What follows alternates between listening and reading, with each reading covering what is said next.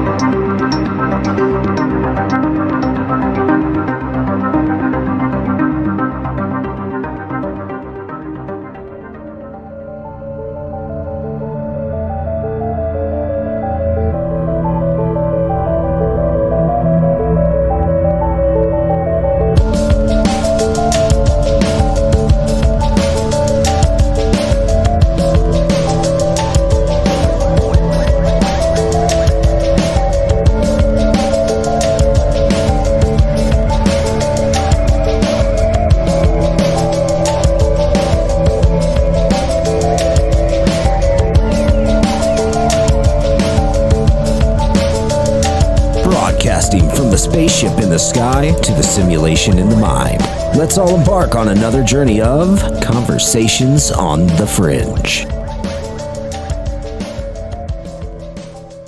All right. Good morning, good evening, good afternoon, wherever you are in the world. My name is Josh, and that is Miriam, my guest for tonight. This is the Red Pill Project's Conversations on the Fringe. We're live with you every Friday night, well, almost every Friday night, 7:30 p.m. Mountain Standard Time, 9:30 p.m. Eastern Standard Time.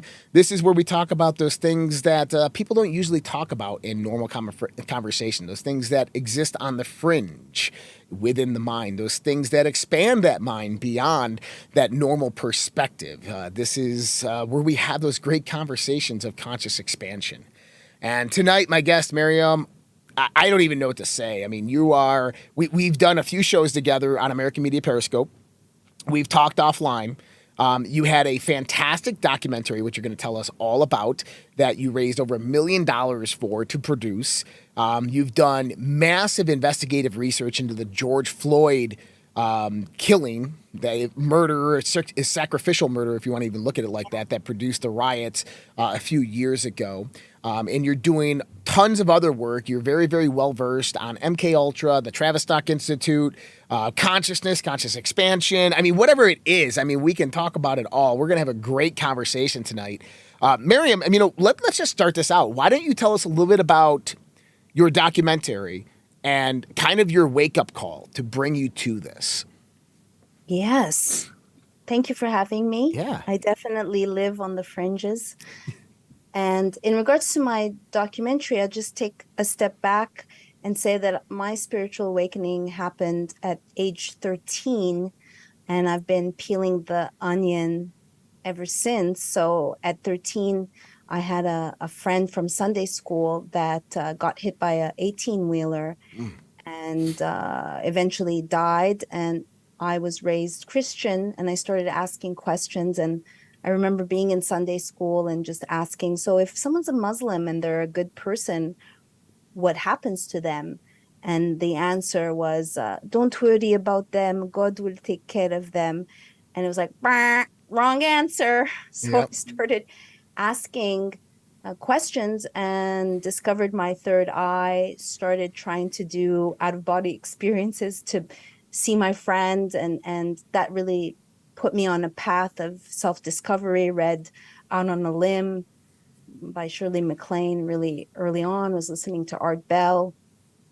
And fast forward to Los Angeles when I left Montreal, Canada, and I got a job. I was working for MSNBC. I was part of the mainstream, and I got hit by an SUV. I got hit by a truck, kind of, and then went on another even further spiritual deep dive, had a near-death experience, and left my job at NBC and was really kind of floating aimlessly, couldn't work for a year, had to literally learn how to walk again. Mm-hmm.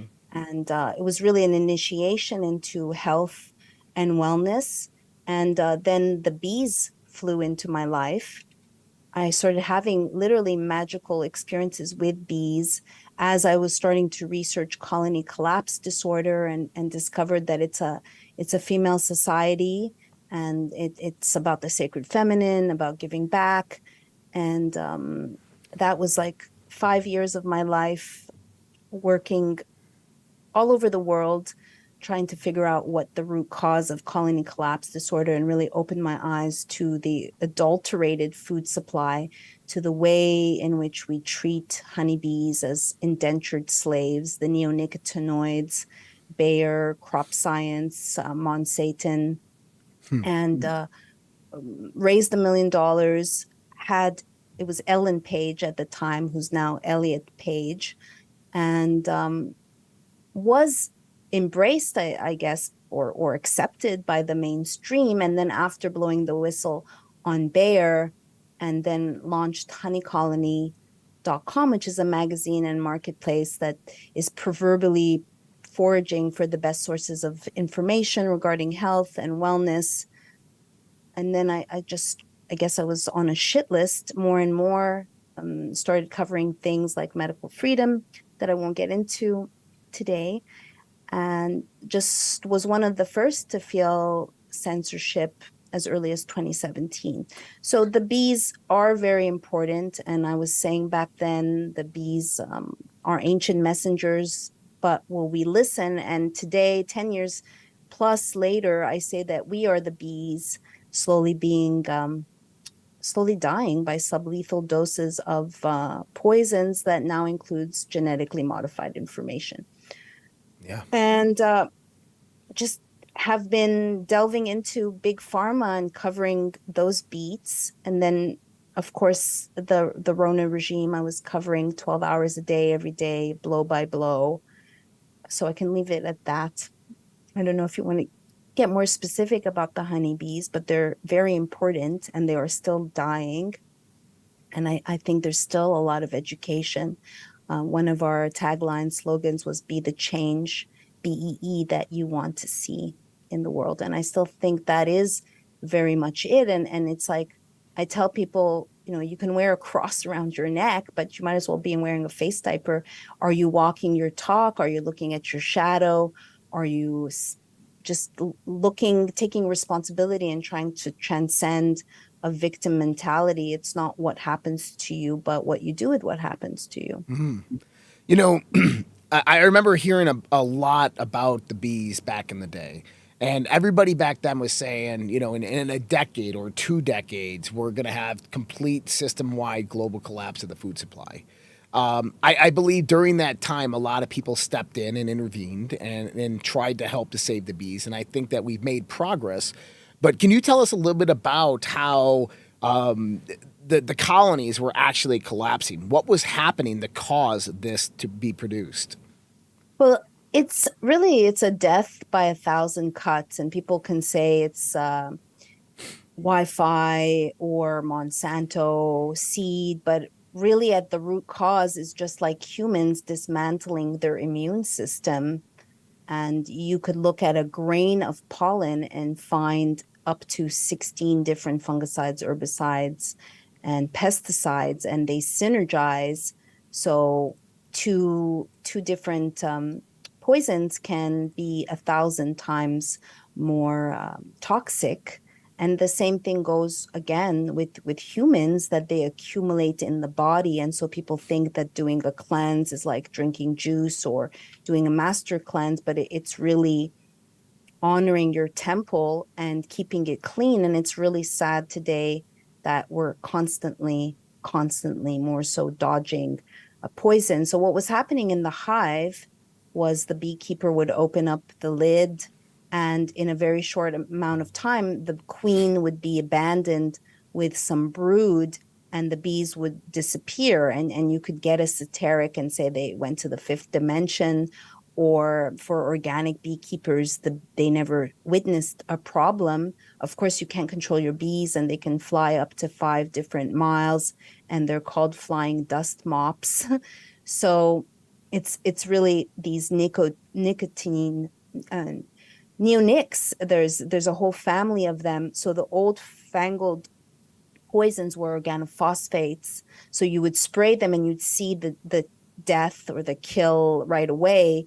Whereas with neonics, it becomes part of the plant. So then the bees forage and go back to the hive, and it doesn't impact necessarily the immediate generation. The queen is laying about 25,000 eggs a day, and then it would impact the future generations. Wow. And so it's insidious this way, and that is what a death by 1,000 cuts. And you could argue it's happening to humans as well, that they're not able to pinpoint what exactly has taken them down, but at the root is this attack on the immune system. It's a great metaphor that you're using there. And it's sometimes we don't think about that when we're in the midst of this battle that's raging on. And I know there's certain words that we can't say. We can talk about the Fauci ouchie. We can talk about the jab. But, utilizing mRNA technology, CRISPR technology, to produce certain variations in the genetic sequence, this typically would happen immediately within that individual. But if that person reproduces, then the next generation is going to be affected as well. And we could potentially even see immunosuppression within the next generation of human beings, 2 decades from now, before we even see that impact. And that's a great metaphor to look at because, there's human beings have been kind of taken on the role of the caretakers over the planet. And instead, they just piss and shit all over it. Where the bees become these victims when they are the real caretakers of this planet. And they become the falling victim to this atrocious behavior by human beings. It's sad. Yes, they leave the world a sweeter place. They pollinate everything from avos to zucchinis. And still today, people don't know their importance.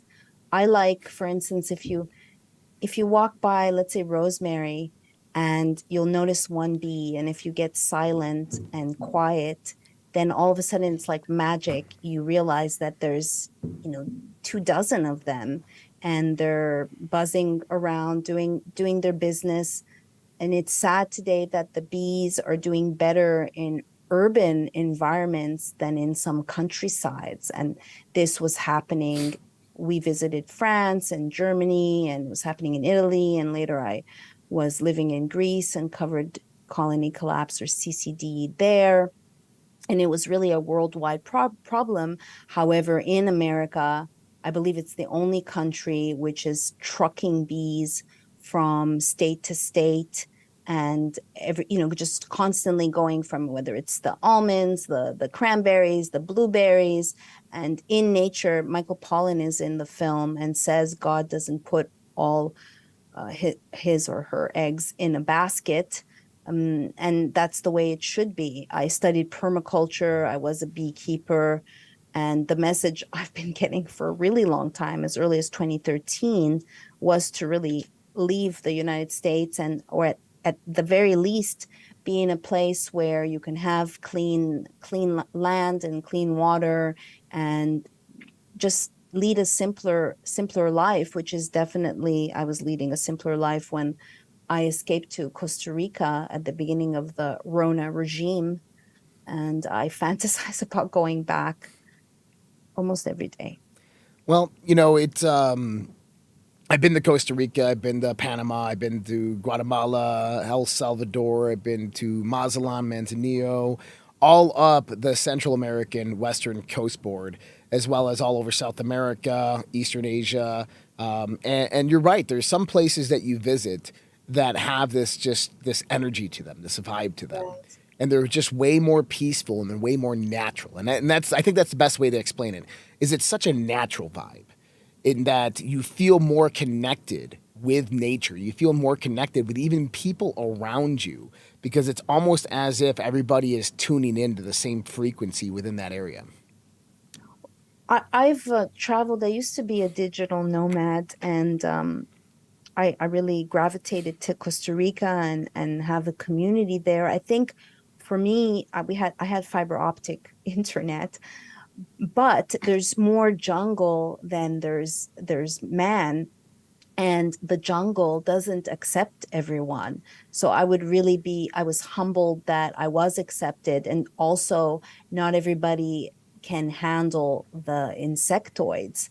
I was I had just a generator for my computer, and in the rainy season, every single day the power would go out, and it was just like this mad woman just typing. And I have insects, like, because I keep the doors open. Like where I am now in Florida, my roommates, everything is closed. They're not into the insects or the humidity. I'm definitely like an earth Yeah. hippie chick in that regard. And so I just it's humbling, and the power for me, that's God, is nature. I had boars in my backyard, and these big, they're like big hedgehogs or hamsters. They're Anyway, just every day you could see nature. And I am admitted food Nazi. I cannot handle all the toxicity. Ironically, after making Vanishing of the Bees and after being hit by a car and having to learn how to walk again, I went to the Dominican Republic for an environmental film festival. And it was my partner and I at the time were there before the festival in a condo, and I thought they were using a leaf blower, but they were fumigating. So I went to tell them to shut it off, and the guy turned around, and I had a whole waft of poisons. The irony, after making a film all about the poisons, couldn't write it any better. I went back to, I was living in Venice, California at the time, and I'm even after my accident and learning how to walk again, I'm active, and I couldn't even go up a flight of stairs. I thought it was my thyroid. Then I realized it's chemical body burden, which when I told my endocrinologist, it was like a blank slate. By that time, I had already been self-studying nutrition on my own. And as I said, it was really an initiation. I stopped eating gluten and sugar and dairy in 2005, 2006, way before it became vogue. And I completely changed my body. And then I discovered keto, then I discovered biohacking, then I studied at the Institute of Functional Medicine so that I can have paperwork to credentials to say that I'm worthy to speak about certain things. But at this point, it's like I'm walking my talk. I hang out with doctors, and I see the cheesecakes and the shit that they eat, and it's like, okay, that's fine, but I'm really trying to walk my talk, and I'm about optimizing our biology, not eradicating our God-given immune system. And many people either don't give a crap about their body, and I feel like it helps house your consciousness. And if you're working to raise your consciousness in whatever way, if it's plant medicine or meditation or whatever self-inquiry, that it is heightened by not eating poisons. Imagine that. Yeah, Such a it novel was. concept. I think I just saw an article today. I think it was one of those aggregators who was talking about people who eat junk food are taking off 4 years of their life every decade just by doing so. And we have to understand that there's a certain connectedness that human beings have between each other, and there's a certain connectedness that we have with our planet. There's a certain connectedness that we have with the solar system and with the universe. and that our purpose here was never meant to isolate ourselves from those connections, from those relationships, but instead to optimize them, just like you said. You know, I've studied the occult and the esoteric mysteries for a very long time, well over 2 decades. And one thing that I did is I went back to school because I started learning really what the intermediate of a lot of these secrets were, and you start uncovering science. And I had to go back and learn physics so I could explain what I was talking about. And I actually developed something called optimization theory, which is exactly what you're saying, is that we're here to optimize our consciousness. We're here to optimize our lives, our quality of lives, our state of lives, our state of mind, our expansion of thought. I redefined evolution. I redefined evolution. And I don't believe in Darwinian evolution. But instead, what I say evolution is learning something that you did not know that you did not know. And if you look at evolution throughout the history of our species, in the sense of technological progression, it came about from human beings learning something that they did not know that they did not know. It came about through these discoveries. I was talking about it on a chat a while back that I have a goal every day. And this goal that I have is to go out there and have those thoughts that come into my mind that no other conscious being in the universe has ever thought. Think about it. Those unique thoughts, because that's what the universe thrives on. The universe doesn't thrive on these continuous thoughts that people have every day that make up their existence. Instead, the universe evolves through the creativity, the innovation of the mind, and those expansive thoughts that come about that the universe has never even heard of, never even contemplated before. And that allows it to bring it into manifestation. So for me, I want to have those thoughts and those ideas that go through my head that maybe 1 or 2 or 3 or 4 beings in all of existence have ever thought. That's like evolution to me. Do you meditate? What do you do? Do you take it during a shower? When do those thoughts come to you? And do you think also Elizabeth Gilbert, who wrote Eat, Pray, Love, she wrote another book, which I'm referencing, I don't know the name of, but it talks about the collective. And so she uses an example that she had a story idea, but she sat on it, and in certain circumstances, it just wasn't meant to be. And then she was having lunch with a well-known writer, and she just basically shared the idea that she had. And there was this notion that if ideas come, they're in the collective, but if you don't grab them, then they'll go to the next person, and there's this collective. So do you think you're being still and you're getting thoughts that no one else, or that no one else has taken initiative of, if that makes sense? So what you just said there about Elizabeth Gilbert, I agree with. And so I call this the Bannister effect. Okay. And so Roger Bannister in the 1950s was the first human being to break the 4-minute mile in the Olympics. Before this time, doctors and philosophers had said that anybody that tried to break a 4-minute mile, their heart would burst. This was medical literature, that you can't break a 4-minute mile. It's impossible. Then Roger Bannister did it in the Olympics. After Roger Bannister did it, all of a sudden, 20,000 people in the next decade did it. We have teenagers now breaking the 4-minute mile. Why? Because that experience that he had now goes out there and it spreads throughout the massive, spreads throughout the collective. And it gives people the understanding that it's possible. And once they know it's possible, now they can obtain that level of achievement. And the universe works the same way. All it takes, though, is for that initiation, for that first person to go out there and do it. And so I believe that first idea, or whatever it might be, is separate from the collective. It's added into the collective. And once the collective sees it, now it's allowed to expand, and people are allowed to grab it, take it, and utilize it. That totally makes sense. It makes me think, one, I didn't finish when I came back and from Dominican Republic, and I said, is it chemical body burden? They diagnosed me with lupus, and they're like, your body's attacking itself. Here's some prednisone, here's some Celexa, and there's no cure. And I thought to myself, wow, if my own body is attacking, if I can't trust my own body, then who the fuck can I trust? Right. Sorry, is it okay to swear? Oh, yeah, absolutely. And it was when I heard that, it was like, oh yeah, bitch, you watch. And it took 6 years, and I cured myself of lupus, of supposed lupus. But the point was that, say you can't do it, just like it was told you can't do this 4 minutes, and someone Bannister dared to prove them wrong.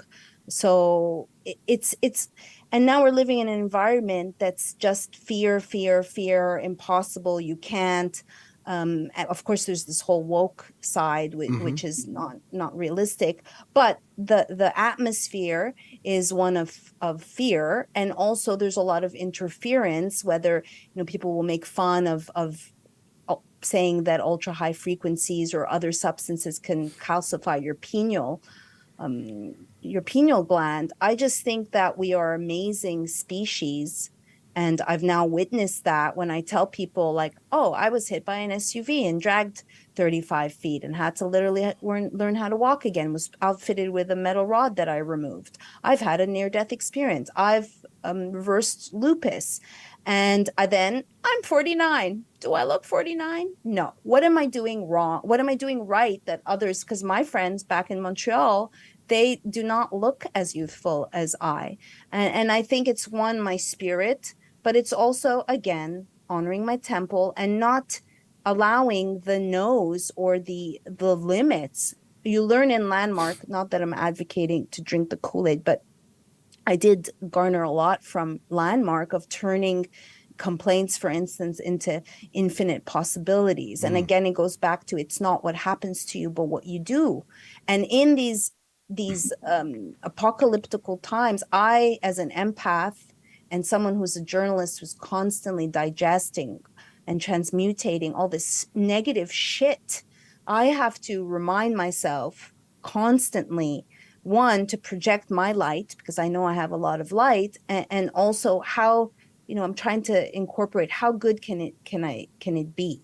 And it's hard because I feel really deep, and I think that I feel other people's feelings, and I am transmutating. It's like the sadhus sit on the tombstones and eat corpses. I feel like I'm eating all this energetic shit and having to digest it, synthesize it, and present it, and also connect the dots and see things that other people clearly, for whatever reason, are not able to see. So anyway, all of that to say, anything is possible. It's amazing that you want to master. It's self-mastery, right, Josh? It's self-mastery. And I really want to espouse that. What is missing in this conversation that we're seeing in the world is wisdom and kindness, and not this righteous, woke, just vapid, pretend virtuous shit, but real kindness. Real humanity. And we're all real humanity, yeah. And we're all human, and we all are here. I believe in, like, if there's a conflict that comes up, it's really an opportunity. What am I doing to participate in this? Why is this happening to me? Because I'm the common denominator. And how can I bridge this? I've studied nonviolent communication. It just goes back to know thyself, which was what I heard when I had my near-death experience of, I think noti setum is in Latin. And then I remember going, sorry? Ipsum te nocius. Say it again? Ipsum te nocius, or temet nocius. So is that know thyself? That is know thyself in Latin. That was hung over the temple of the oracle at Delphi of Apollo. And it is one of the main quotes by Socrates in the sense of finding yourself, is to know yourself. I actually do a whole perspective on this, which is I think it's pretty enlightening, because let me share this with you, because I think you'll enjoy this. Yes. And everybody probably knows what I'm going to say here, but this is something that I've discovered through my spiritual journey in this sense. And this came to me through various different teachers I've had in my life. And it came about when trying to know thyself. And this was explained to me. I can't even explain how it was explained to me, but I can explain it to you. I cannot know you. I cannot be inside your mind. I cannot know your thoughts, your feelings, or your emotions. But instead, I can interact with you. And when I interact with you, those things are transferred to me and begin reacting within myself, reacting to certain levels of development emotionally, physically, spiritually within myself.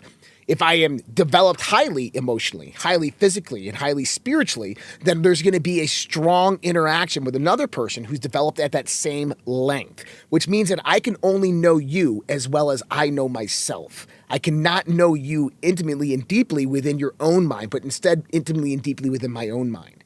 And now this is the beauty of it. When you go to seek God, right? Jesus said that the kingdom of heaven is within. And this is about knowing yourself, which means that I have to develop a relationship with myself. I have to understand that that reflection of that relationship is various aspects of my own development within myself.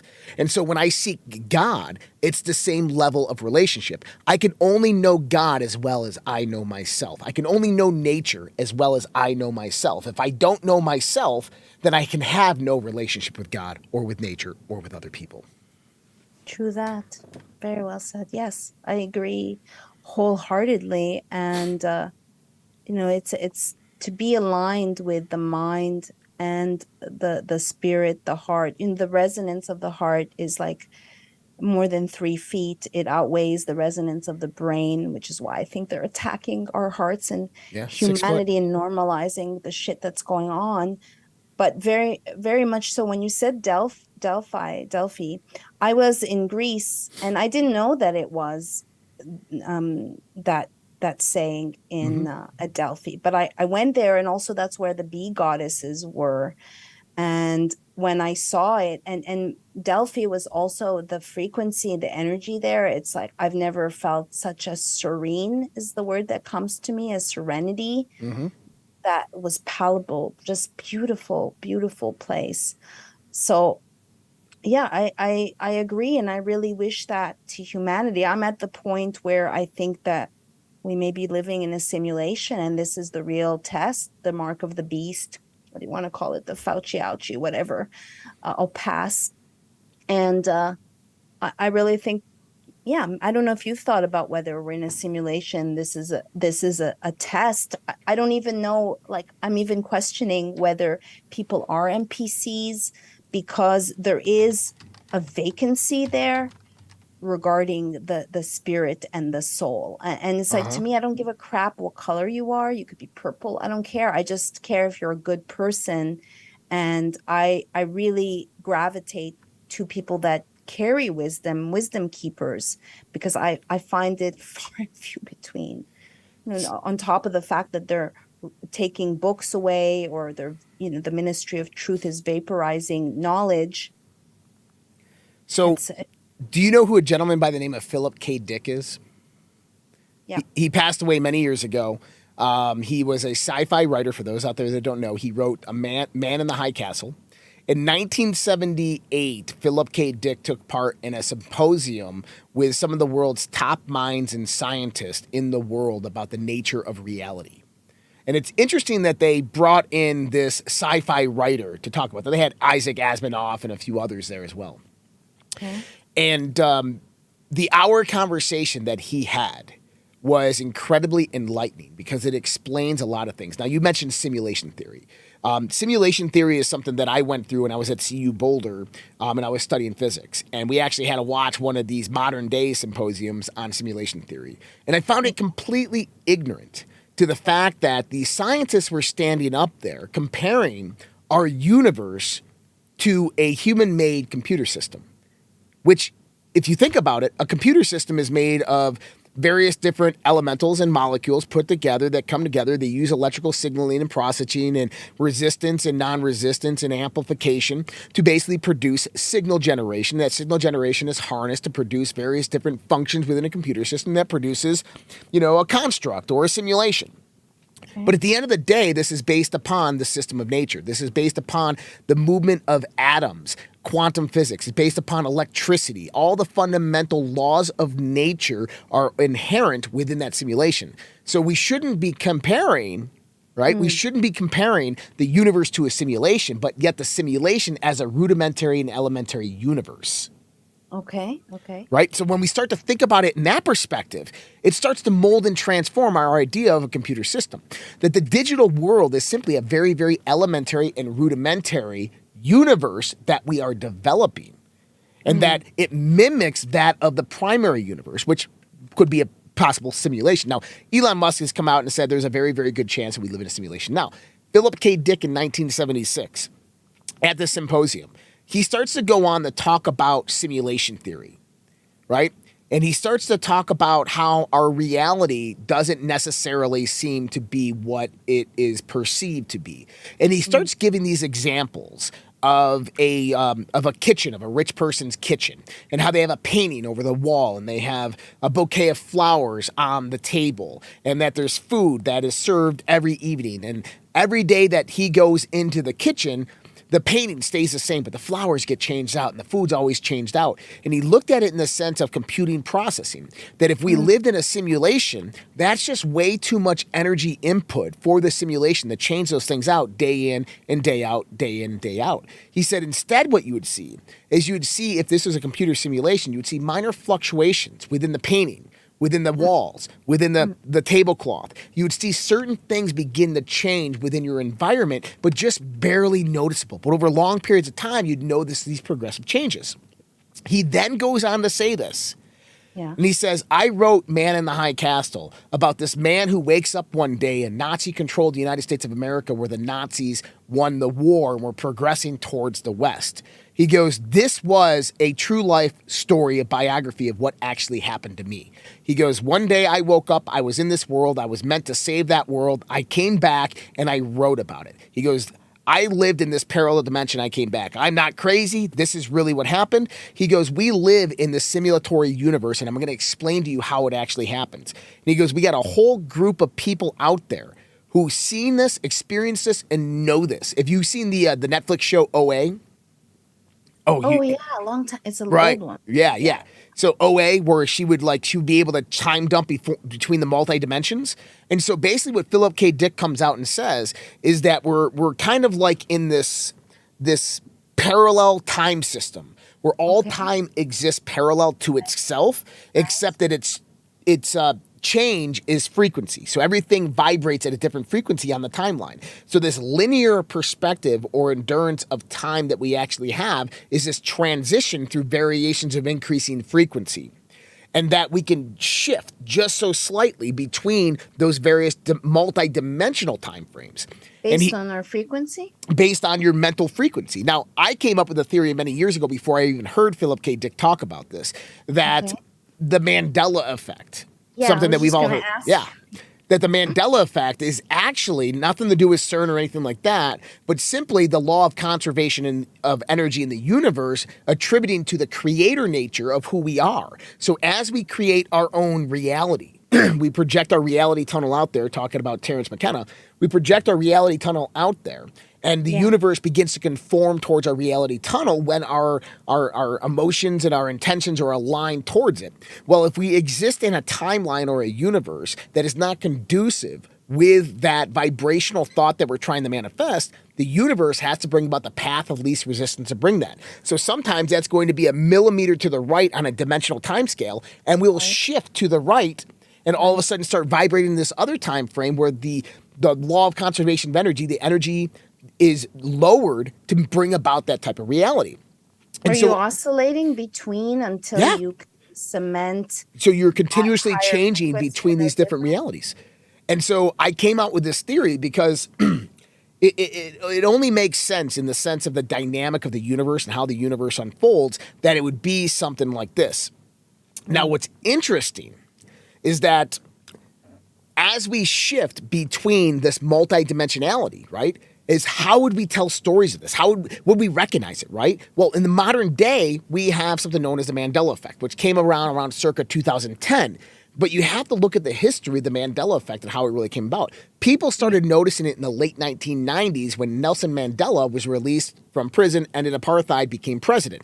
Many people, millions of them, remember him dying in prison. I remember him dying in prison, right?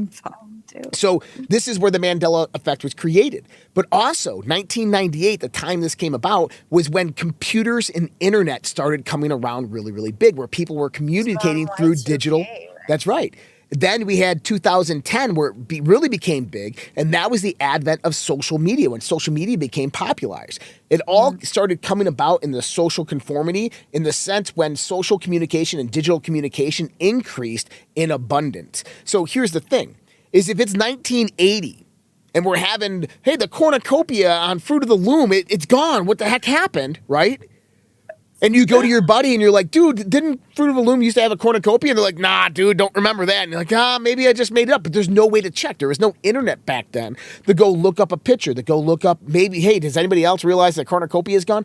Nobody had this. And throughout history, how do you document those things that you believe are just maybe misthought, right? And so Philip K. Dick came out and said this in 1976. He goes, people in this world are going to begin seeing their reality and perception shift. Small things within their reality that they don't notice are going to begin to change. And when this begins to happen, you'll know that you are in this simulation that we're talking about. And these things that'll begin to change are like a color of a wallpaper will change from red to blue one day, and you'll be like, what happened? He goes, things that are in society that are looked at upon every day will shift just a little bit, and maybe the color will change or the design will change. He was talking about a Mandela effect in 1978. Wow. And so, do we live in a simulation? I do believe we live in a universally created reality that is dependent upon the rules and understandings that we know of in modern day science as a simulation. But I do believe that it's a naturally created simulation. Do you think, though, at this juncture, the way I was explaining it the other day is like, so let's say there's like a helix or whatever the DNA that some of us are, well, it's a fork. And so we're able to see clearly there's another portion of society that's living in a complete different reality now. But some of us can still see that other side. And maybe it's like in the movie, like Divergence. Like I also think that maybe some people are not, well, they're not embodied, but I don't know if they have a soul or they're just running programs. Like my dad worked for Pfizer. He worked for Procter and Gamble, for Johnson & Johnson as a mechanical engineer. And so I don't talk to him about someone called it the Crenshaw. So I'm going to call it the Crenshaw. I don't know why. They did that. So he had a friend pass away. And I said, are you going to go to the funeral? And he's like, no, I don't want to be around 500 people and get the Rona. And so I just was like, biting my tongue, and I'm like, but didn't you get the Crenshaw? And he said, everybody knows that the Crenshaw doesn't help stop transmission, but only keeps you out of the hospital with serious. He basically regurgitated like straight up. Right. Yes. And anyway, it devolved. My dad hung up on me, and the whole campaign, birds don't exist. I'm like, the birds aren't real. I just hung up. I'm like, my dad's not real. Like these people that you have to stay on certain programs, but if you go divert and try to, God forbid, have an intellectual conversation, they'll just glitch out. Just like kind of in Westworld, they're on tracks. So I am noticing that just people, you could call it programming, but something is missing in their depth. You ready for it? I'm ready for it. So I developed something known as spaceship theory. I love all these theories, Josh. So it's called spaceship theory. And so I try to rationalize reality. That's one thing that I've been doing my whole life is you asked if I meditate and stuff like that. I go into deep trance-like meditations, and I come out with these incredibly deep thoughts. Like I said, I try to create and develop these thoughts of which nobody has ever thought of, right? And I developed spaceship theory decades ago. And spaceship theory happened because I was in the military, and then I went to United Airlines, and I'm traveling around the country, traveling around the world, right? You were working for the airline? Yeah, I worked for the airline for 7 years. Oh, wow. And I traveled all over the United States, military travel all around the country. And I met thousands upon thousands of people everywhere I went. And I noticed that there were certain people that you met that was just like, it was more human, right? That some people you met was like NPCs. It's just like, this person has got some issues, right? Like There's no social development. There's no aspect of a spirit. There's no connection. There's no energetic connection.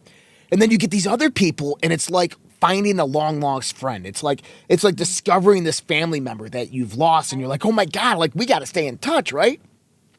And so I developed spaceship theory, and the idea was that there was this civilization whose planet had been destroyed, and there was only about 10,000 people left in existence.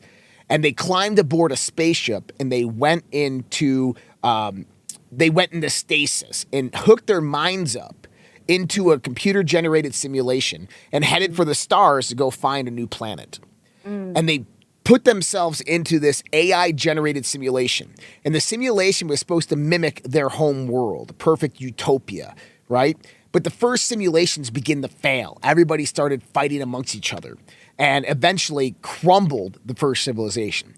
Other civilizations began to rise out. And these were eventually overtaken by feudalism, monarchies, and crime and corruption. And eventually, the 10,000 people in the population ended up perishing, and the simulation would have to restart itself. Till eventually you get to the last simulation where the AI figures out that it has to recreate basically the societal norms of where they came from, but as well as fill in the blanks in between the people. So having a smaller population of 10,000 in compared to 10 million. So you had to separate all the people out in the simulation. So the AI goes out there and begins generating billions of new players within this AI simulation. And so there's 10,000 real people in this simulation, all walking around with billions of fake people, of NPCs. And what's happening is we keep on running into each other and going like, dude, I know you. Oh my God, who are you? And we're actually in this simulation on a spaceship flying through space to a new planet. I like it. I can definitely resonate with it doesn't happen very often, but when you encounter spirits who are like, I know you, I know you. I had that. I hosted a documentary on the Ark of the Covenant, and I was living in LA, and I was on Craigslist. Craigslist was new. I was at a cafe called the Bourgeois Pig, which I think is defunct, gone now, and I saw an ad, and they were looking for a host, and they were going to go to Egypt, and I'm half Egyptian, half Greek. And I basically looked at the ad. I'm like, oh my God, they're looking for me. And so I applied. I went home, and they had already taken the ad down because they got flooded. They had like 250 applicants. And I went and I auditioned, and I was I had my menstrual cycle that week, and I was still hadn't changed my diet, so it was an issue. Anyway, I didn't perform properly, but I wasn't auditioning for the director. The director was in the UK, and he's done Bloodline. He's bought Dan Brown's the rights to Dan Brown's book. He's purchased Michael Cremo's Forbidden Archaeology. He's worked for the BBC, and I told him, if you really want to get a good performance from me, I'm going to be working with you. And next thing you know, he's flying me to the UK, and I got there, and we were up till 3 a.m, and it was like, wow, we just connected, and we were up all night talking, and it was exactly that. It was like, oh, I know you. Where have you been? And then I went on to pick up an entity in the tombs of the pyramids, but that's another story. But that's what this bracelet's all about. Sorry? That's what this bracelet right here. So this bracelet came from Tibet.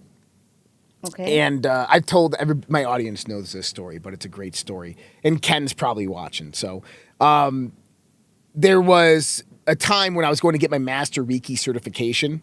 And I walked into the basement of the place we were going to, and there's kind of this door to the left. And I walk in through this door, and it's like walking into a spider web of energy. It was weird. It's like things just got entangled, and you felt chills everywhere. And there's one guy sitting in the room, and he's sitting in a chair. And he kind of looks up right when it happens. He goes, "Did you feel that?"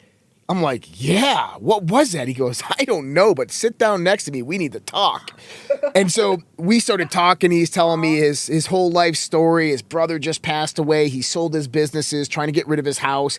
I was studying corporate, commercial, and contract law at the time. I was telling him I can help you get rid of your house. he was going to go on a trip around the world to various holy sites because his brother was a world-renowned botanist and herbologist. The guy never, since the age of 18, never had a driver's license, never had a bank account, never had a home, but got, dual master's degrees, studied with the Dogon Nation in Africa, studied with the shamans in South America, studied with the monks in Tibet and India. I mean, this guy was just phenomenal. His name was Frank Cook.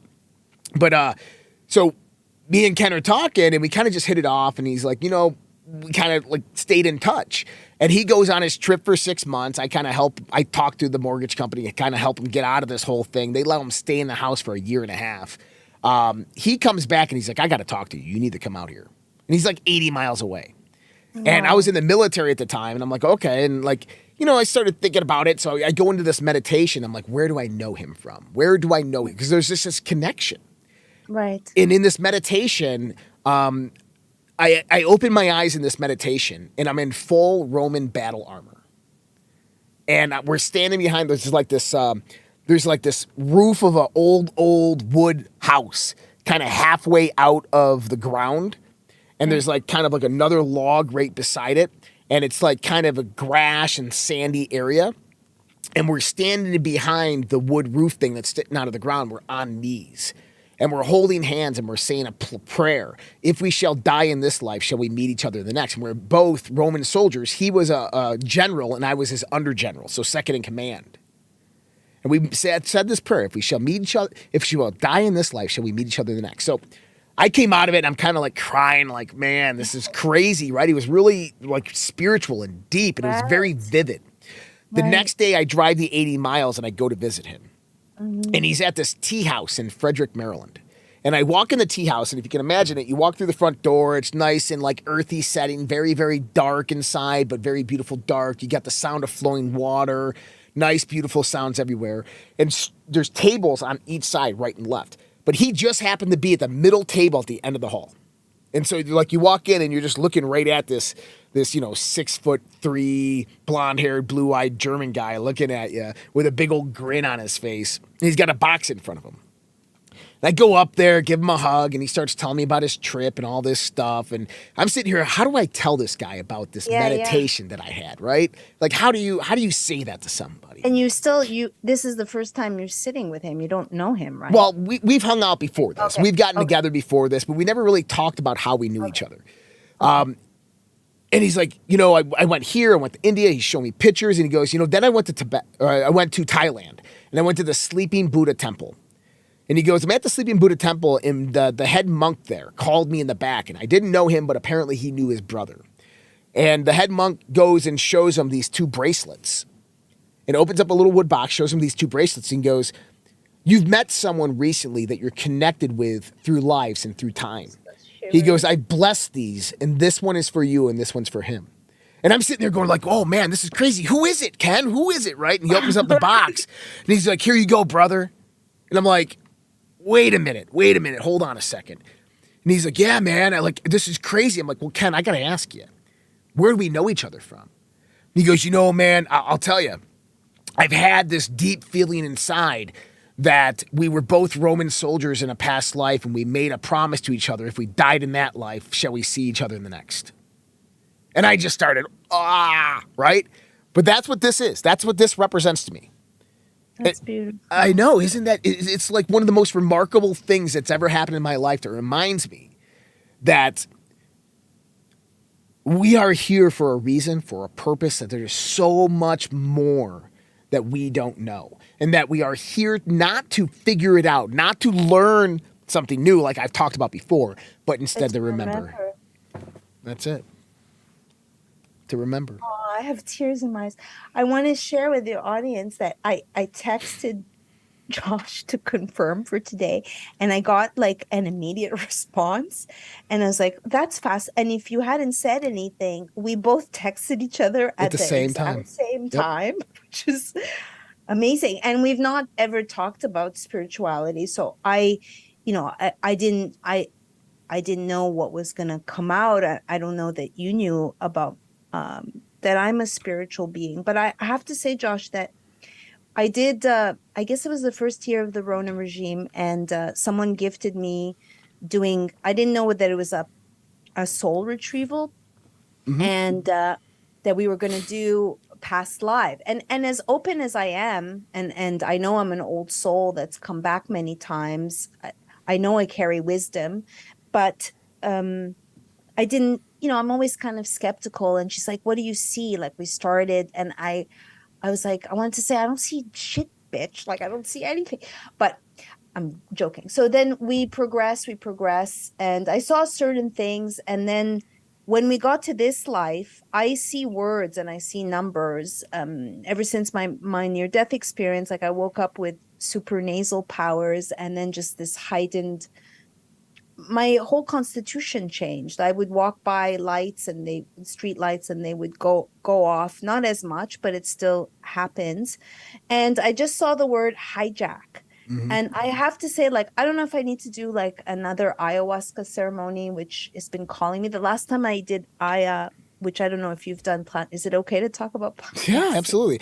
I've never done ayahuasca. I've done psilocybin, and I've done loads of LSD.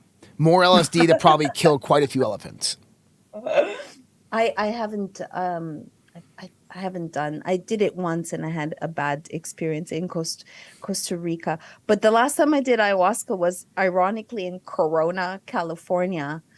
And but I saw the point is, I saw hijack, and that that I feel like this life has been hijacked. I don't know what to do with it. I totally understand what you focus on, you find as a spiritual being.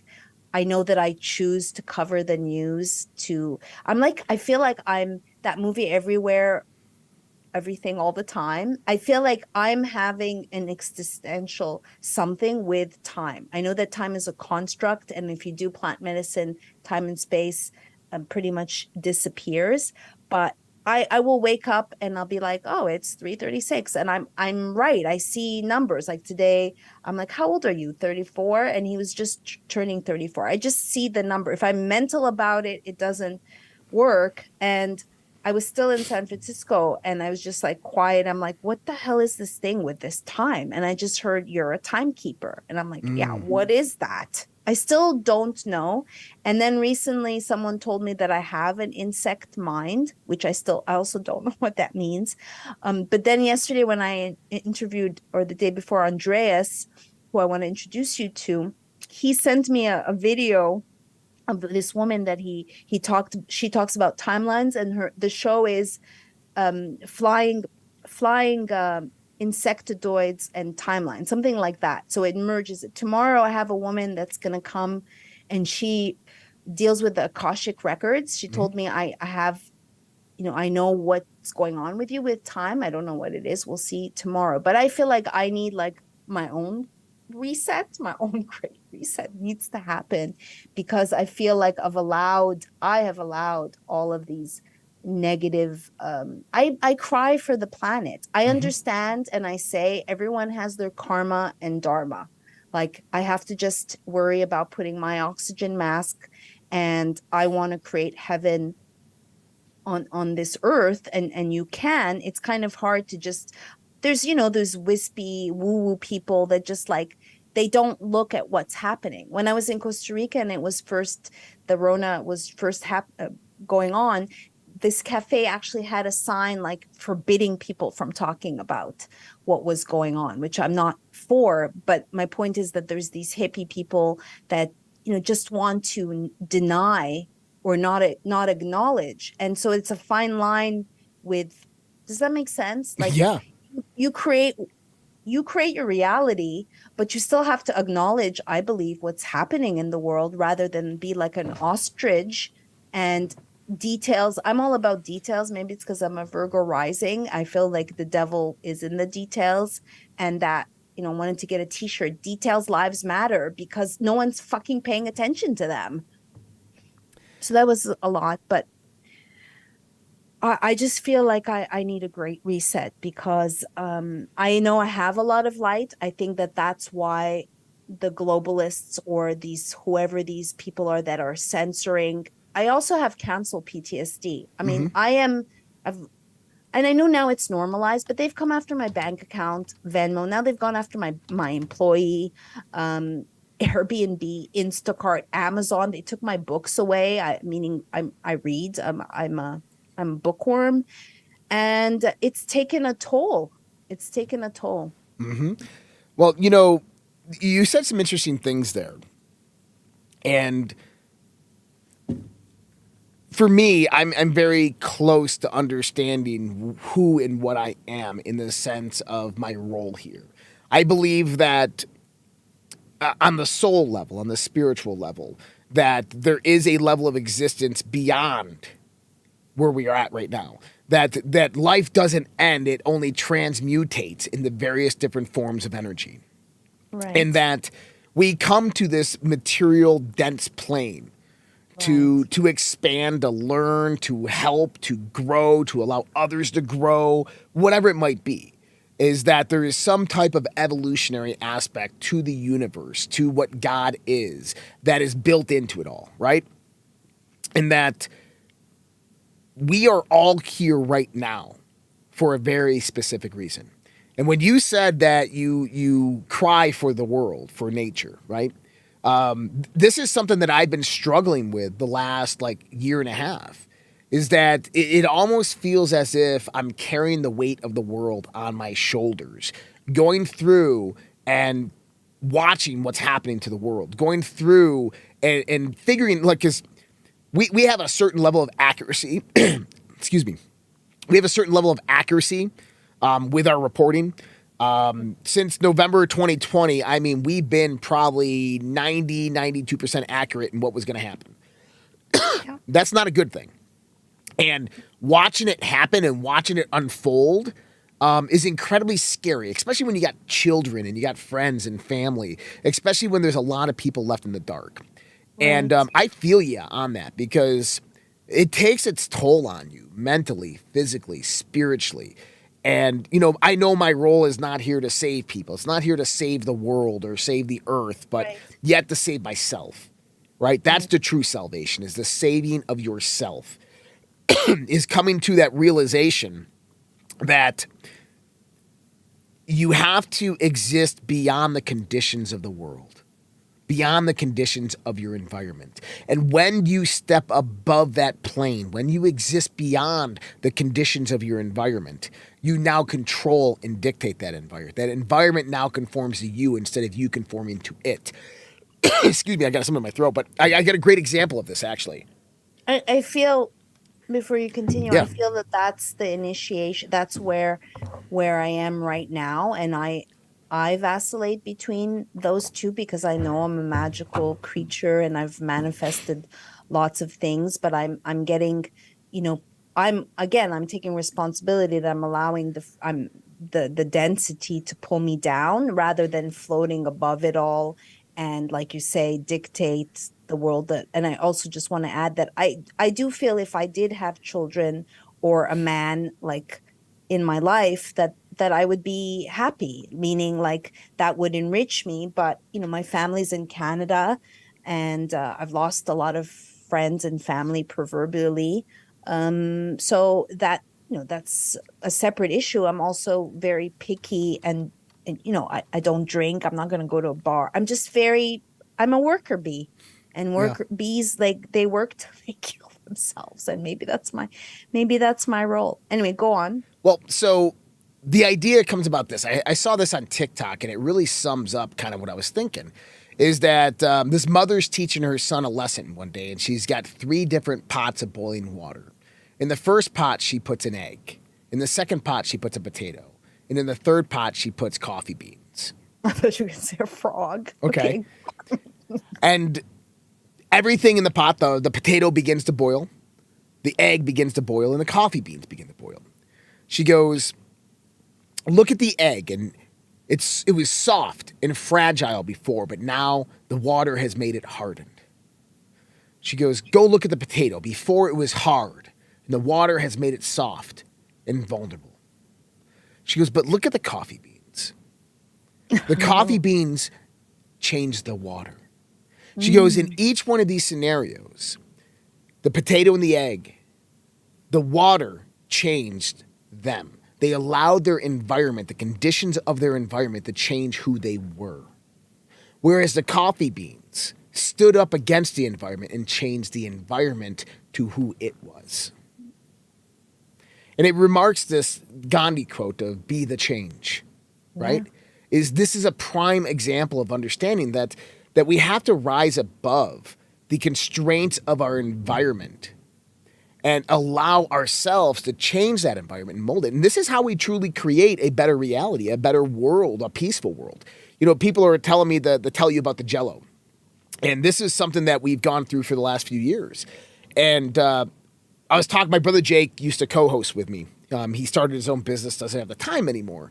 But one day he's like, man, it's like, I don't get it. It's just like, man, it's like I'm walking through Jello every day. It's like the energy around us is as if I'm like swimming through Jello. And I'm like, dude, I know exactly that feeling, right? And so we put it out on the show and everybody's like, oh my God, like I have the same thing. It's like we're walking through Jello. It's like the energy is so dense in the world right now. Right. And Well, that's when I was talking about interferences, whether it's I call it Cinco Geo, because I had to train myself to call it Cinco Geo. You know what I'm talking about. But if it's the frequencies or the programming, like, you know, Tavistock, once you read about Tavistock, it's like you can't go back. But I feel there's all these interferences on, it's almost like sometimes I think, are we in a snow globe where it is the construct, and some of us, because we believe in God or we're spiritual beings, can feel it through whatever cap it is, and they're trying to talk to us. And, you know, this is like, I believe in alchemy, magic. I believe in all these things and miracles. I mean, I'm a miracle, because when I was born, my heart stopped twice. The cord was wrapped around my neck, and I joke that I tried to end it all before it even began.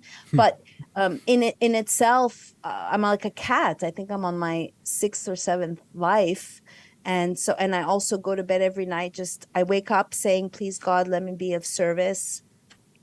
And I go to sleep, just thank God that I've gone through another day. In other words, not take anything for granted, having almost died and lost my use of my legs. So despite gratitude and just being aware of things, I guess maybe this is my lesson now, to be able to walk through. It's plasma, the Jello.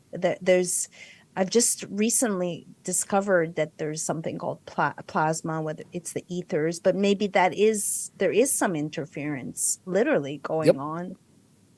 Well, I agree with that statement, is that when the consensus of the energetic bodies, right, we have the 6-foot rule when it comes to our heart and the vibrational frequency, when the consensus of that is low vibrational within the world, especially during COVID, everybody had to stay 6 feet away. Everybody had to wear masks, right?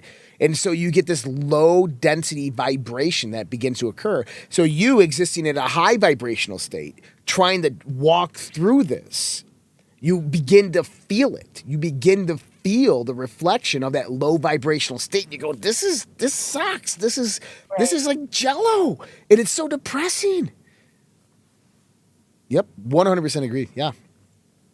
Yeah, maybe, again, that maybe is part of the self-mastery. I do think, you know, when I read The Great Reset in June 2020, when it first came out, and I came upon the paragraph where Klausi says, from here on out, it will no longer be before Christ and after Christ. It will be before Corona and after Corona. Whoa. And still, every time I say that, I fucking seethe with rage at that statement. Just if your audience could just think of that. No more before Christ and after Christ. And so, yeah, I sit with that. I used to last year wish that I could wake up and just like have a break, like a timeout from this onslaught of microaggressions and manufactured Hegelian. This is all Hegelian, everything. I mean, what's happening in Mississippi, all this manufactured climate shit. So that's what makes me think like, oh, is this a construct? Are these people even human? I get phrases, and one of them long time ago, well, one in like as early as 2009, I was hearing the phrase, there is an abyss that's being created between the people who see and the people who don't. And I didn't know, this was way before fake news. Now we are living in different realities. Now this line makes sense. And then another line, a phrase I was hearing was, do these people bleed red? Meaning, are they human? And so if I was told that there is a parasitic alien force that is preying on the loosh and the fear, and again, it's also arrogant. If you are someone that eats meat, which I do, am I evil?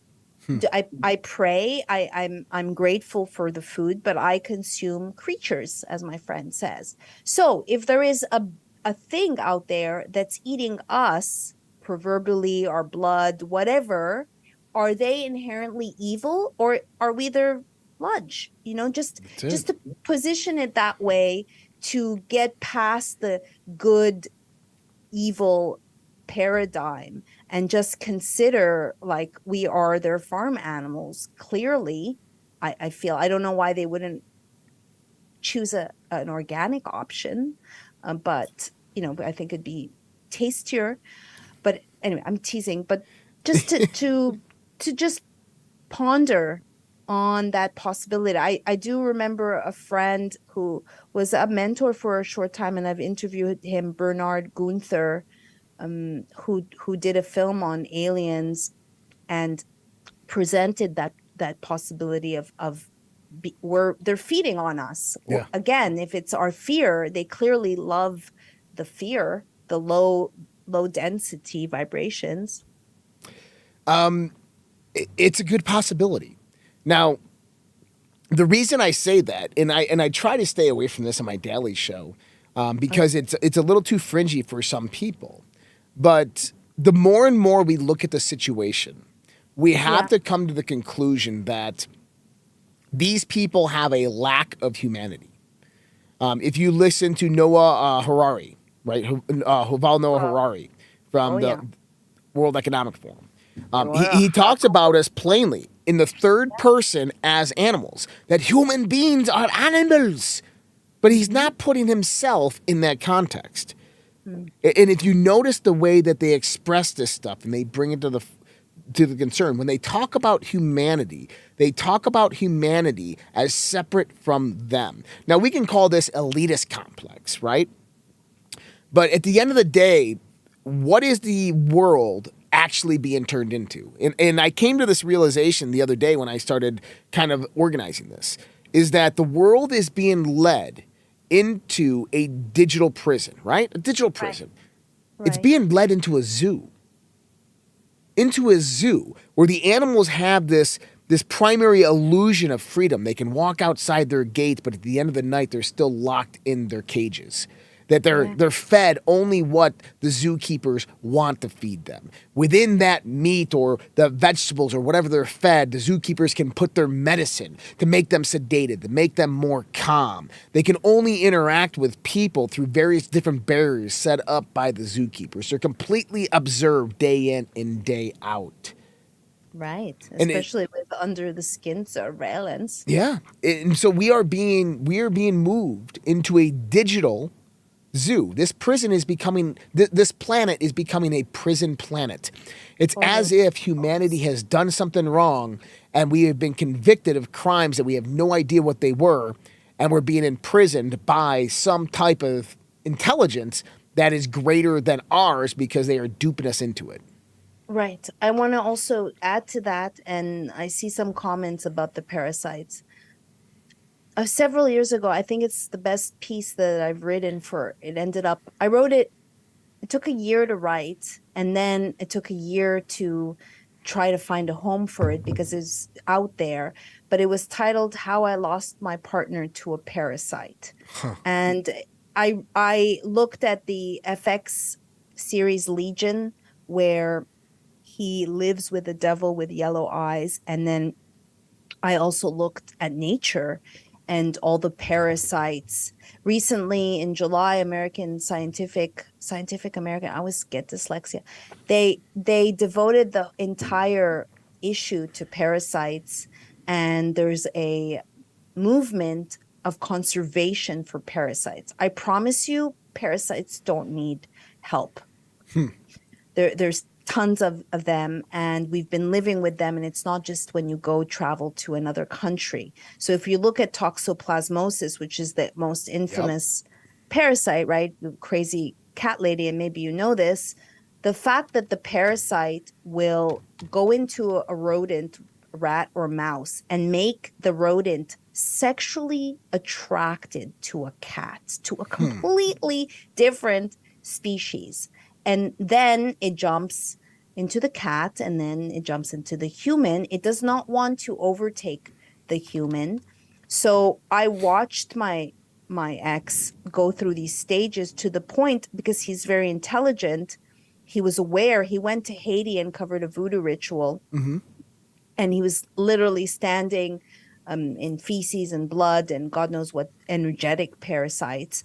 But he initially wanted to kill the parasite. Okay. Then he would get sick like clockwork, full moon, when they have their sex parties in your body, and then they shit, and then there's toxins there as well. And then we discovered I sell chelated 4,000 ppm silver. So he was able to he named the parasite. So he gave parasite, it was named Edgar. And so he was conscious. And anyways, I saw this development, and it made me do a deep dive and look at nature. So parasites exist. Now there's a conservation to preserve parasites. They want to give us chitin or chitin, crickets and insects, which just are harboring all sorts of parasites. And the nanobots are also made with polysaccharides from the chitin. So I'm observing a theme here of parasites. And I wonder, again, if I was told today we've been overtaken by a parasitic, you want to call it alien. Yeah. What? Nailed it.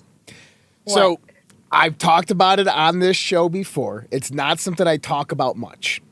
I wonder why. But I've said that, what if we co-evolved with a parasite?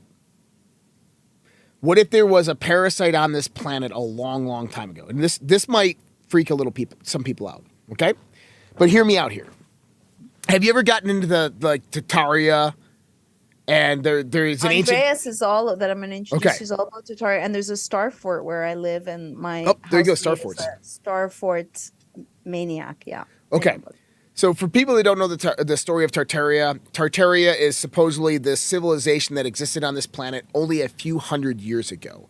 And that the turn of the 20th century, the World's Fair, these were all Tartarian cities that were destroyed afterwards. They used the guise of World War I and World War II to destroy all the old buildings and infrastructure throughout Europe and in the United States during the Gold Rush, the Western Progression, to destroy all of old Tartaria. Now, there's a lot of relevance and truth to this aspect of Tartaria. We know if we start looking at the population of the planet, certain things don't make sense, especially at the turn of the 20th century, that we had a population of 1 billion on the planet. And then for 50 years after that, World War I, World War II, the rise of communism, the Spanish flu, we lost over 500 million people, which means that half the population decreased in that 50 years, which means that every person from the year 1900 to the current date would have to have 8 children, and those 8 children would have to have 8 children, and those 8 children would have to have 8 children, and have 8 billion people today. And we know that's a statistical improbability. Then you got different aspects of like the catacombs under France. The catacombs under France are 30 square miles long. Only 3 square miles have been excavated. Within those 3 square miles, there's approximately 6 million human beings buried under there over the 10-year period during the Black Plague. The bones extend all throughout the 30 square miles. So if we do the 10x multiple on the 6 million people, that's 60 million people buried under there in a 10-year period during the Black Plague. Now, that's billions of bones that those 10 priests would have had to use and manipulated and turned into all that art. Now, the interesting thing is the population of France during that time, the whole country of France was about 312,000. The whole population of Europe during that time was 3.1 million. So how do you have 6 million people buried underneath Paris when the population of the whole entire continent, Europe during that time, was 3.1 million? The math doesn't start to add up. So this is kind of like the Tartarian theory. Now, if you remember, during the World's Fair, they had children incubators, baby incubators, and they were putting babies on display. Orphans, that's right, the orphans. All the books were written about the orphanages and the orphanages we heard about in Canada and in the United States. All these babies were being raised in orphanages. What happened to all the parents is what the people were asking, right? And something doesn't make sense here. It's like as if we rediscovered the technology to begin having babies again. In the 20th century, in the early 20th century, is you had to go to a doctor and get your blood type actually tested before you could have a baby, because the firstborn in certain bloodlines would actually be born stillbirth because of the incompatibility between bloods. It's interesting that throughout history, no one ever wrote about this, and it only comes about through the modern discovery of medicine. Okay. Here's the key. Okay. It's my theory that Tartaria was a highly advanced technological society. It was our society less than 200 years ago. Wow. And what happened is that there was a parasitic infection, that this parasite is incredibly intelligent and consciously evolved. And the parasite infects the human being and suppresses the consciousness and utilizes the human being as a host to progress its own development and evolution. Now, in Tartaria, all human beings had Rh negative blood. I'm an O negative. What are you? I'm O negative. There we go again. Here we go. Yep. And so everybody in Tartaria had O negative blood. Well, they realized what was happening and how all the people were dying because of this parasite, because the parasite became evil, started wars, all this stuff. And so these people start dying because of this parasite. So they go and genetically modify themselves and add a rhesus monkey gene to their genome, creating the Rh positive blood, which also decreases their lifespan, cuts them off from genetic lineage, genetic memory, takes away certain abilities and progression. This is the fall from Eve, from the Garden of Eden, right?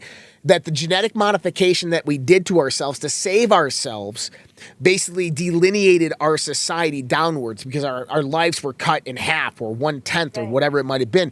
We lose our genetic memory, our memory from past lives and from the ages of which we used to exist from. And so here's the thing, as this war wages on, now a few of these people, these parasites, hid and they survived. So as civilization began to come back up, these parasites that are suppressing the consciousness of these individuals come back in. And they come in as the rulers and the kings, and they're called blue bloods. And they start to have the divine rule over people. Let me pause you for a second. So the blue bloods, when my company started selling silver and my partner wrote about the blue bloods and the fact that the aristocrats did imbibe silver, to just see a connection, because he was with parasites and I saw it evolve, and he was defending it and said, don't try to kill Edgar, because I was like, ayahuasca and like cleanses, blah blah.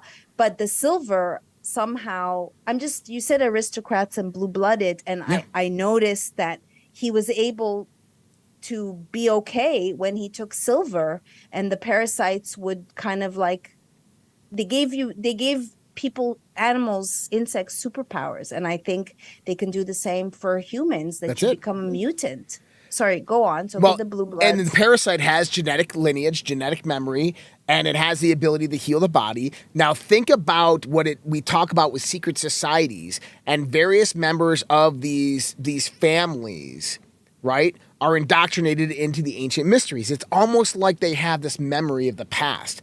And so if you ever watched the TV show Stargate SG-1, and you have, so basically the premise behind it, and so there's a movie about it, right, where they Okay. travel to this planet Abydos through a stargate, and there's this evil gray alien that has enslaved a group of humans that are living much like ancient Egypt on the planet. Well, they respin it as a TV show, but they go and secure funding through the Sci-Fi Channel, and the Sci-Fi Channel reaches out to the United States Air Force because they had a lot to do with the context of the show. The United States Air Force comes in as a consulting liaison for the show, and they asked to make a few changes. Instead of the gray alien, what they wanted was a snake that actually goes in through the mouth or through the back of the neck, enters the brainstem, latches onto the brain as a parasite, suppresses the consciousness, and takes over the body of the host. And they're highly evolved. They have genetic memory, all the same stuff that we're talking about here. And they basically dominate. Happens? Yeah, they basically dominate the whole solar system. And so when we start to think about the fall of Atlantis was the fall of Tartaria. And what happened is this parasite took over and began basically producing evil and trying to enslave mankind. The doctors, they genetically alter all of us, even themselves, which makes them forget instantaneously all this knowledge and information, the Akashic records, the attachment to the Akashic records, right? And humanity basically starts back up. These blue bloods come in. These are just a small group of these parasites that actually live. But here's the thing is they can only live within this Rh negative blood type. So basically we starve them out. So they would have to live within their genetic bloodline, which basically means that they'd have to marry within their families and produce incest to keep that parasite alive throughout time, to keep that Rh negative factor within their bloodline. Do their predecessors know that that's happening, or they just carry on the traditions? Maybe or maybe not. Maybe not, right? Maybe not. But then as they rise in power, because they have genetic memory, they can remember 200, 300, 400 years ago because it's the same parasite that is being traded. So when David Rockefeller dies at 98 years old, that parasite now goes to the next chosen person. That parasite carries with it the genetic memory. So are they... That totally, I mean, it sounds cuckoo for Cocoa Puffs, but Yeah. it resonates with me because I know that parasites can modify behavior and take over their host. Yep. And in my article, I outline literal incidences in insects where, for instance, a parasite will make one spider weave a stronger web, giving it superpowers. You can watch the FX series Legion, which plays on that. So anyway, it is possible. Again, I really don't think that we need a conservation effort for parasites. It seems very strange. It does. So how does the parasitic, which is kind of alien, I mean, you can look at insectoids. And again, this is like a microscopic puppeteer, microscopic, that can modify a human's behavior. Yeah. Just think about the size. I know you know, but for your audience, so where does the AI tech component Oh, you're ready for it occur? Now you're ready for it. So, let's say that this group of parasites has moved through these elitist families for various generations, okay? And they come to a point of technological redevelopment where they're able to expand that parasite now to other people.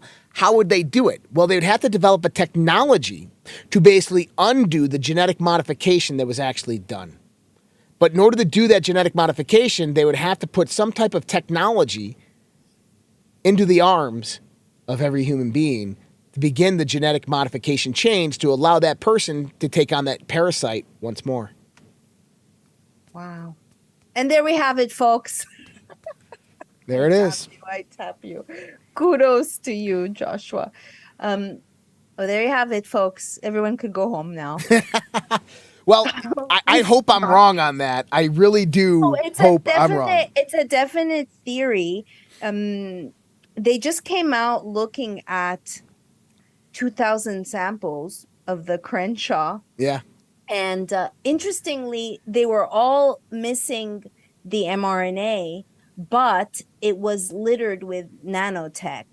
And the truth is, in my presentation on transhumanism, I show a now very much scrubbed study out of Italy, where in 2017, they looked at the major Crenshaws in the world, and they found that 44 of them and 14 variants all were heavily contaminated with nanotech. I find it interesting also that these parasites eat heavy metals. They love Interesting. heavy metals. Oh, look, it's all over the place. These remnants Well, of maybe metals. the parasite from Tartaria was not a biological parasite, but instead a nanotechnology, an artificial intelligence. Possible? I mean, is it? Well, if you read, which I haven't read in completion, the Path to Singularity by Kurzweil. It's a big ass I got it book. upstairs. You have it? I have it upstairs. But I did read through all the references to nanotech because the mRNA is the way in which they replace the human nucleus with nanotech. That's literally, they say that is the manner in which they get in there. And that's what they're doing because they're putting it in a lipid nanoparticle, which can have a payload. And I think all sorts of experiments are happening, but it's definitely to meld us with machine. And these beings, these whatever global elitists believe that is the future, to be God, to have surveillance under the skin. Again, I find it very interesting that they want us to eat bugs full of parasites. I mean, did you see the Nicole Kidman? I wonder how much they paid her to have a 4-course meal of bugs. Oh, no, I didn't. Oh, that's horrible. No. So we are out of time. This is a fantastic conversation, but we're going to Fringe After Dark in 30 minutes. That is on the socialredpill.com. For anybody who wants to join in there, it's a conversation after conversation, Fringe After Dark. It is broadcast on YouTube, but you have to be a member of socialredpill.com in order to get on that, as well as our premium members can join in on the Zoom. Miriam, you want to join us on that? It's in 30 minutes. It's up to you. You don't have to, but you can join us on it. Is it just you? There's going to be other people. Not just you, but there's going to be other people joining in the Zoom, and it's broadcast on YouTube as well. So you're more than welcome. It's in 30 minutes from now, same Zoom, so you can just stay right here.